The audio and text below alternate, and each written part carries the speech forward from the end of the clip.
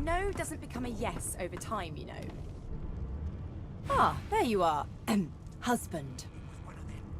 Would you please tell this very charming gaggle of not-at-all brat-like babes that I am by no accounts this Losa woman, nor do I sing, in fact. I'm deathly allergical. How very correct you are, spouse of mine. Madame Josephine Gribbles de Peeb refuses to be confused with anyone else. What? What's so funny? Her pinched face cracks into a great grin, and she shoos the children away from her with a laugh. Yeah, okay, you found me out. Go on and git, and maybe I'll sing you something when I'm good and ready.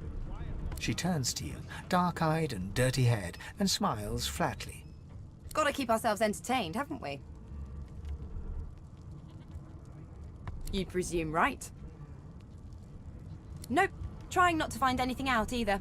Ignorance is bliss. The utterer, the better. Thanks, but I already belong to an elite and exclusive ship gang. We play ball every day after lunch. You're too soft for it. You take care, though. Suddenly, her eyes cloud to an unnatural black. Greyish veins run down her face, and her mouth tightens into a cruel sneer. As quickly as they came, the clouds clear. She smiles as though no change came over her. Good luck, Chief.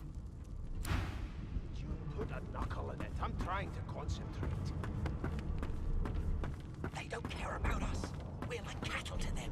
An elf sits tucked away in a dark spot, lazily rolling dice onto the surface of a barrel. They sound like the dry cackling of an old witch. Snake eyes. She chuckles. I bet that's just what they'll look like. Rolling dice. Deciding fates. Don't worry, honey. It isn't yours. She looks you up and down with the merest hint of a coy smile on her lips. Never say never, though.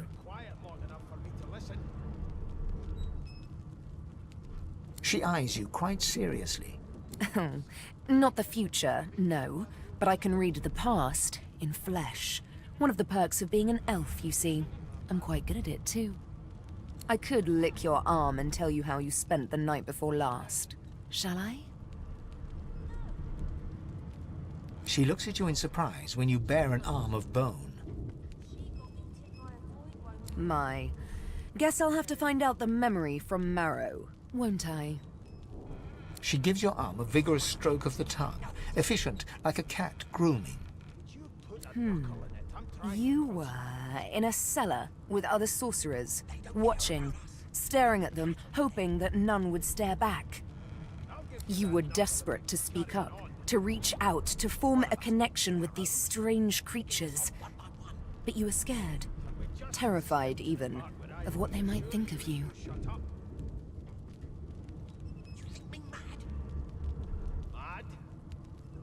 Of course it is. The truth's right there, skin deep, so to speak. But don't you worry, darling. Your secret's safe with me. I don't lick and tell.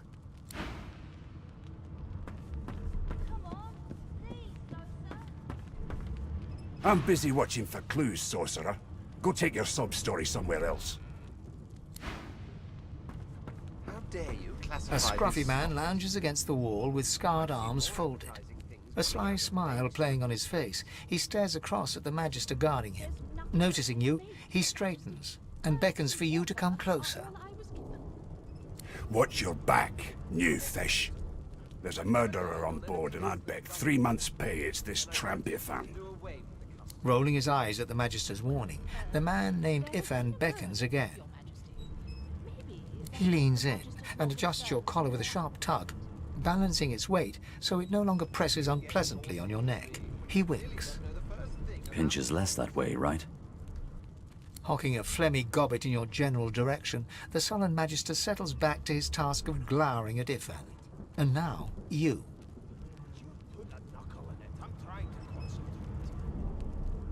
We used to know each other, more's the pity. I was his commander many moons ago. Isn't that right, Vic? Standing far back from Ifan, the tight-faced Magister draws one finger across his throat in an elaborate fashion, but says nothing. Ifan grins, flashing pointed white teeth. Same as he was at 14 years old. Only difference is somebody gave him a bigger sword and now he's Johnny Big Pants. Long story. Maybe I'll tell you about it in the Joy. Away from interested parties. No. The dead man, Fane, is it? I'd no business with him. And I wouldn't put a man down without good reason. He glances over at Magister Victor, who's staring back at him with pointed intensity. Damn shame sheer annoyance isn't reason enough. The Joy, I've heard a lot. Nothing good. No surprise there, since Bishop Alexander runs the show. Wonder if we'll get to meet the ringmaster himself.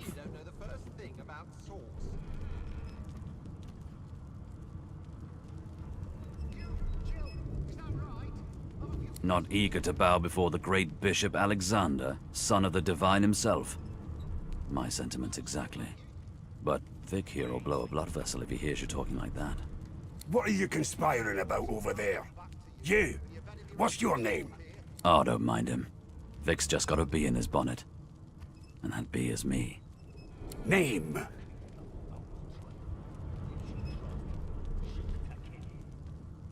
Magister Victor looks at you suspiciously, then scrawls something illegible down in a tiny notebook.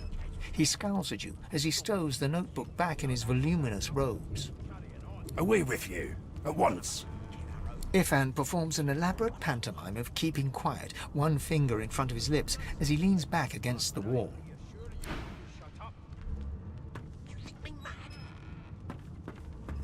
Mad?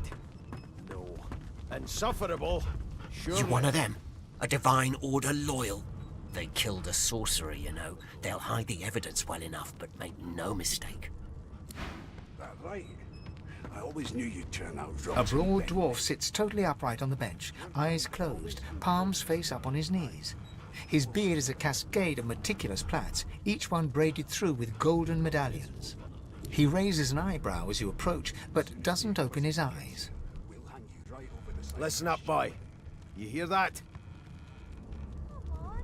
He opens both eyes and turns his head toward you, looking you up and down. He smiles and closes his eyes once more. You look like a boy to me. Listen if you're interested, or get gone if you aren't. You, Jill, is that right? I've a few The questions. ship, of course. A wave of sound washes over you. The unintelligible chatter of your shipmates, the groaning of wood from floor to ceiling, the boom, crash and crackle of waves around you, complaints from the sea itself. And? Sick as a leper's cat. From the state of it, I'd say she's being cared for by a bunch of beardless babes who never loved anyone but their own mums. But there's more. Listen close. There now, just like that.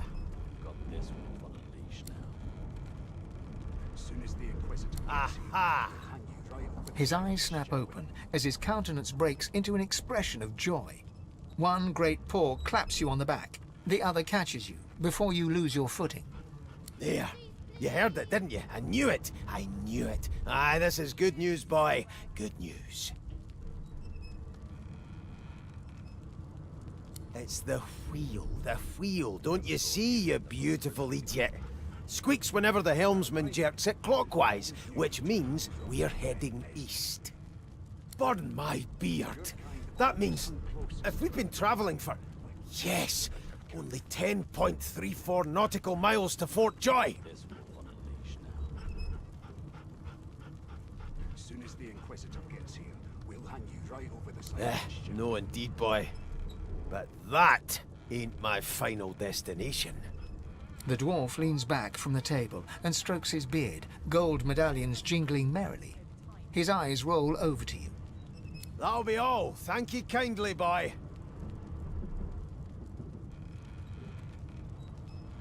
Never thought you'd end up a prison guard, Vic. He continues stroking his beard, a beatific smile on his lips, and doesn't acknowledge you anymore. Your kind always hung close closest to our divine, like wolves around a campfire. Well, well. What have we here? A fresh face in this stale hell. Let's size you up, shall we? See if you'll do. The lizard looks you up and down, like a farmer would a fetching horse. All of a sudden, he grips you firmly by the chin, with the intent of inspecting your teeth. There's some discoloration, as well as a rather disconcerting lack of tongue and gums, but I've seen worse. After all, one can't expect to find prime merchandise on a squalid little ship like this. Now then, to business. You will answer me 3 questions. The first one is this. Can you cook?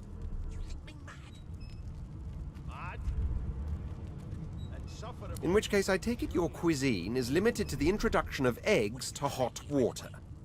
How disappointing. On to the second question. Can you knit, weave? In short, tailor?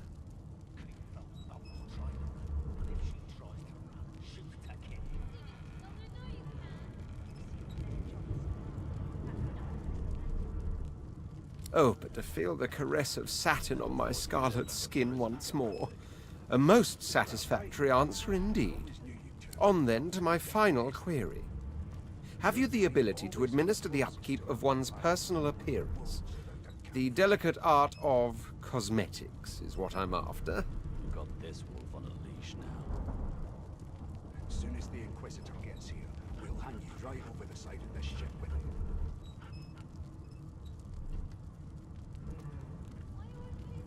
The very basics, then. I suppose that's a start. So, 3 questions asked, 3 questions answered. Let's evaluate, shall we?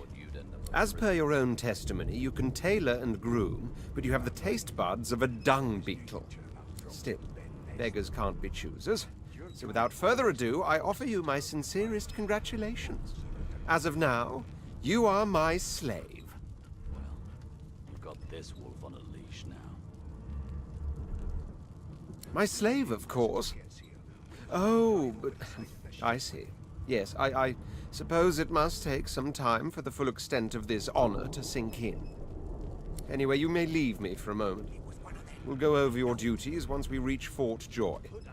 Now shoo! I spent my life singing for my slaves to bring me my supper. Finer fare than boiled roots and rotten tubers, too. Meanwhile, the Magisters feast on honeyed meat behind this very wall. The indignity. You think me mad? Mad? No. Insufferable? Surely. What are you trying to hear Name? anyway? I'll tell you if... Well, you aren't here on my list. Scram, eh? We're trying to catch a killer here. Here to register, sir. Good, good. Magister Williams is just about done with the last passenger. You faring okay so far?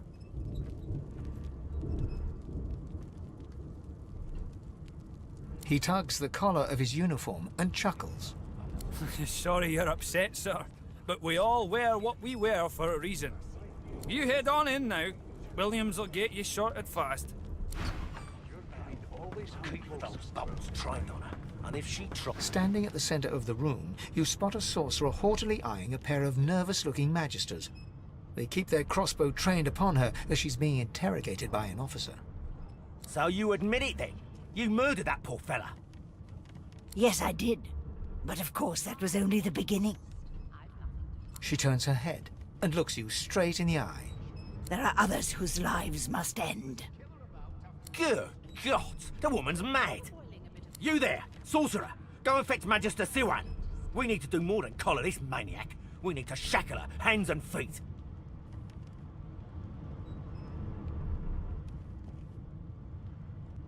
It means your journey draws to a close. Do stick around for its finale, though, because... She reaches for her collar and simply removes it. I'm just about to create a scene. Subdue her, men, quickly! If she casts Source, the Voidwoken will come. They'll end us all. She smiles with wicked satisfaction. Precisely.